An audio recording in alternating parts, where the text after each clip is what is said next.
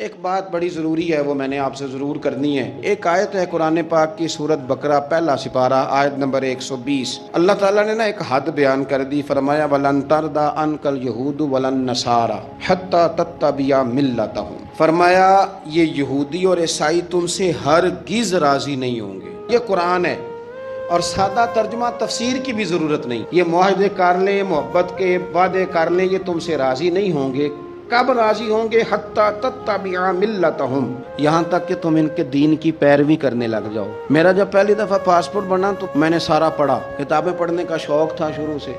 اس کے ہر صفحے پہ لکھا ہے کہ سوائے اسرائیل کے، یعنی آپ پوری دنیا میں یہ سبز ہلالی پاسپورٹ لے کے جا سکتے ہیں، خبردار اسرائیل آپ یہ پاسپورٹ لے کے نہیں جا سکتے۔ یعنی اتنی نفرت کسی ملک سے کہ اس پر لکھ کے چھاپ دیا ہر صفحے پر کہ یہ پاسپورٹ سوائے اسرائیل کے ہر ملک کے لیے کارآمد ہے۔ میرا سوال ہے عرب کے ان لیڈروں سے جنہوں نے اسرائیل کے ساتھ معاہدہ کیا، مجھے بتاؤ تمہیں فلسطین کی بیٹیاں بھول گئی نا ساری کی ساری؟ تمہیں وہ ماں بھول گئی نا جو مسجد اقصیٰ کے دروازے پہ کھڑی ہو کے چیخیں مارتی تھی اور کہتی تھی کوئی علی کو خبر کرو کہ میری بچیاں قید میں ہیں؟ وہ بھول گئی؟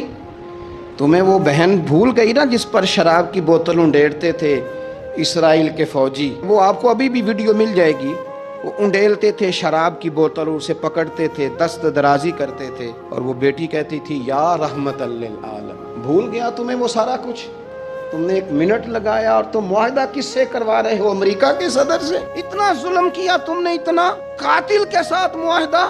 کیا سمجھتے ہو فلسطین والوں کا کوئی والی وارث نہیں؟ سنو، میرے رسول کریم صلی اللہ علیہ وسلم نے فرمایا میرا کوئی مالدار امتی دنیا سے چلا جائے، پیسے جائیدادیں چھوڑ کے جائے تو اس کی اولاد میں بانٹ دینا، لیکن اگر اس کے ذمہ قرضہ ہو تو میرے پاس آ جانا، میں اپنے امتی کا قرض ادا کروں گا۔ جس کا کوئی وارث نہیں ہوتا مدینے والا اس کا وارث ہوتا ہے، میں قرض دوں گا اپنے امتی کا۔ کیا سمجھتے ہو فلسطینی لاوارث ہیں؟ صبح قیامت نبی پاک تم سے سوال کریں گے، تمہیں اللہ کے حضور حاضری دینی ہے۔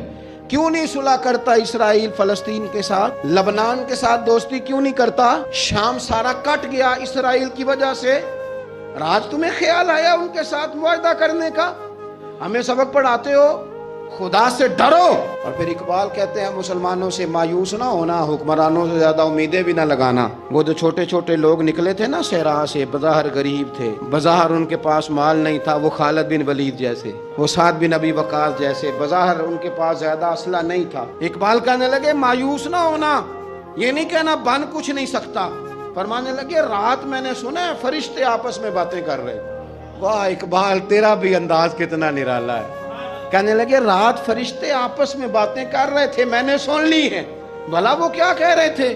یہ سارے لوگ نا خالد بن ولید، سعد بن ابی وقاص، یہ صحرا کے رہنے والے تھے، اور اس وقت کی سب سے سپر پاور روما کہلاتی تھی، الٹ پلٹ کے رکھ دی ساری رومی سلطنت۔ تو اقبال کہنے لگے رات فرشتے آپس میں باتیں کر رہے تھے کہ سنا ہے پاکستان کے، ہندوستان کے مسلمان جوان مایوس ہو گئے۔ کہنے لگا نہ مایوس ہونا، نکل کے صحرا سے جس نے روما کی سلطنت کو الٹ دیا تھا، نکل کے صحرا سے۔ گرمی دیکھو اس شیر کی، ولولہ دیکھو اس مرد کا جو مصور پاکستان ہے، نکل کے صحرا سے جس نے روما کی سلطنت کو الٹ دیا تھا، سنا ہے میں نے یہ قدسیوں سے، وہ شیر پھر ہوشیار ہوگا۔ وہ کل باتیں کر رہے تھے کہ بہت سارے ان میں سے پھر جاگ گئے اور بڑی جلدی وہ بلاک بنائیں گے۔ سنا ہے میں نے یہ قدسیوں سے کہ وہ شیر پھر ہوشیار ہوگا، وہ آئے گا میدان میں، نکلے گا، اور انشاءاللہ یہی چراغ جلے گا تو روشنی ہوگی۔ معراج کی بات کرنے کا تو اب وقت آیا ہے، اس لیے کہ معراج کا سارا واقعہ تو مسجد اقصیٰ کے گرد گھومتا ہے۔ سبحان الذی اسریٰ بعبدہ لیلا من المسجد الحرام الی المسجد الاقصیٰ۔ حضور نے معراج کی رات مسجد اقصیٰ میں نماز پڑھائی تھی، اور ایک بار پھر سے طیبہ سے فلسطین میں آ، راستہ دیکھتی ہے پھر مسجد اقصیٰ تیرا۔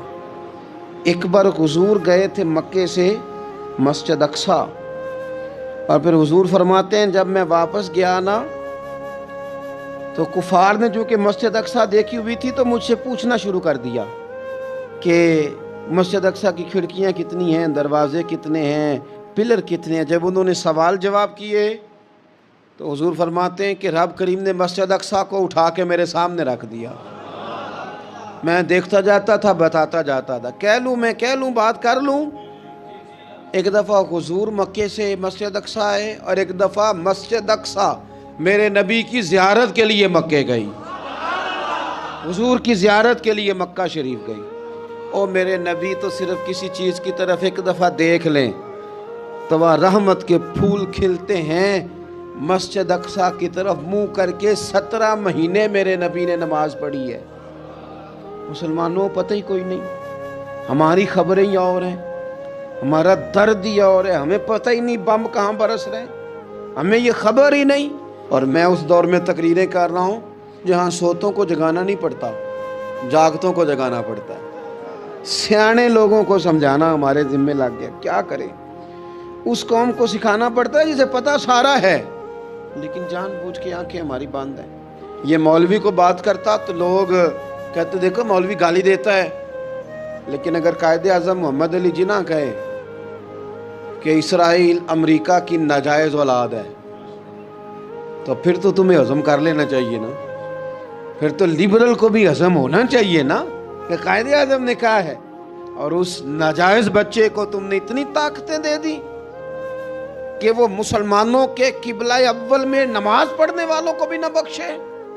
کہاں گئی تمہاری وہ انسانی حقوق کی بڑی بڑی تنظیمیں، کدھر گئیں؟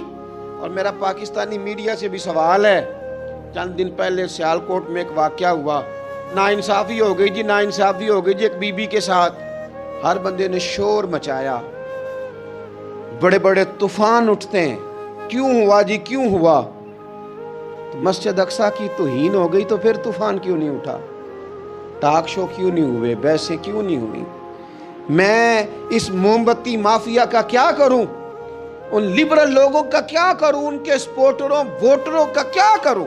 ان سیاسی جماعتوں کے کارکنوں کو کیا نام دوں کہ جو ان فضول بحثوں میں تو وقت ضائع کرتے ہیں، اور وہ مسجد اقصیٰ جس کے بارے میں میرے نبی پاک صلی اللہ علیہ وسلم سے ایک صحابیہ نے پوچھا تھا، یا رسول اللہ مسجد اقصیٰ میں نماز پڑھنا کتنا کو بہتر ہے باقی نمازوں کے مقابلے میں؟ تو حضور نے فرمایا 1000 گنا بہتر ہے۔ بی بی عرض کرنے لگی، سونیا میں جا تو نہیں سکتی، دل بڑا کرتا ہے۔ حضور نے فرمایا جا نہیں سکتی تو وہاں تیل ہی بھجوا دے، جس میں حاضری لگوانے کی حضور بات کریں جس مسجد میں۔ اور نبی پاک علیہ السلام نے فرمایا خاص کر کے سفر کرنا ہوا تو 3 مسجدوں کے لیے کرنا، ایک مسجد حرام بیت اللہ کے لیے، ایک مسجد نبوی کے لیے، اور تیسرا مسجد اقصیٰ کے لیے۔